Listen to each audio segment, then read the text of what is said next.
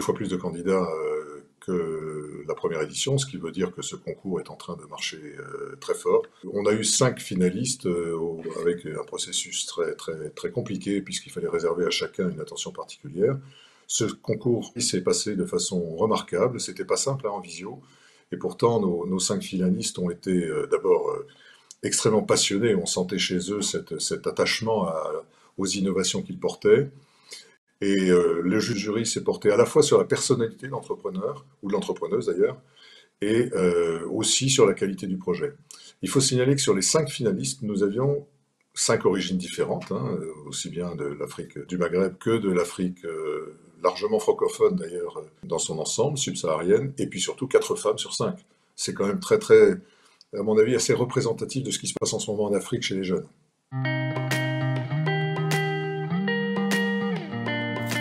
On a à la fois été surpris par la qualité des projets eux-mêmes, avec une vraie réflexion sur le modèle économique, sur la façon dont les ambitions pouvaient se développer, et puis surtout évidemment par la qualité des interventions par les entrepreneuses et entrepreneurs, dans la mesure où on sentait la passion chez eux, on sentait que tout ça avait été fait, bien sûr avec beaucoup de réflexion, mais un engagement personnel extrêmement fort. Et je pense que ça nous a tous donné le sentiment, d'abord qu'on était sur la bonne voie, en essayant de lever ce grain-là, ce levain-là, et puis surtout dans l'idée qu'il y avait une forme comment dire, d'énergie dans cette jeunesse africaine qui crée des choses et qui veut les porter plus loin que l'endroit où ils sont en ce moment en train d'opérer, qui était fantastique. C'est pas pour rien que Made Innovant Africa est parti de Marseille et maintenant on va appartenir de plus en plus aux jeunes Africains dans la mesure où le concours sera de plus en plus populaire. Cette énergie-là, nous en avons vraiment besoin, y compris dans notre projet qui est celui de Marseille.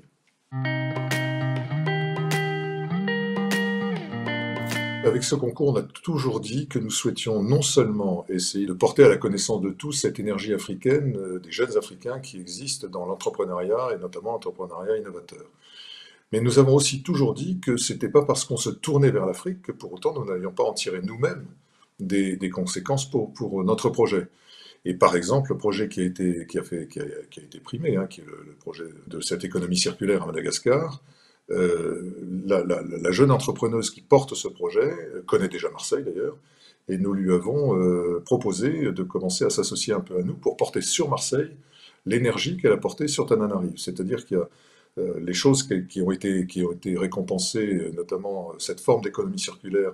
et en plus dans des domaines qui sont à la fois le domaine de traitement des déchets et de la création de valeur au profit de populations qui sont des populations souvent défavorisées, c'était le cas des femmes à Tananarive, eh bien nous allons le mettre en œuvre, si nous le pouvons, dans notre projet nous-mêmes, parce que nous avons besoin de ça.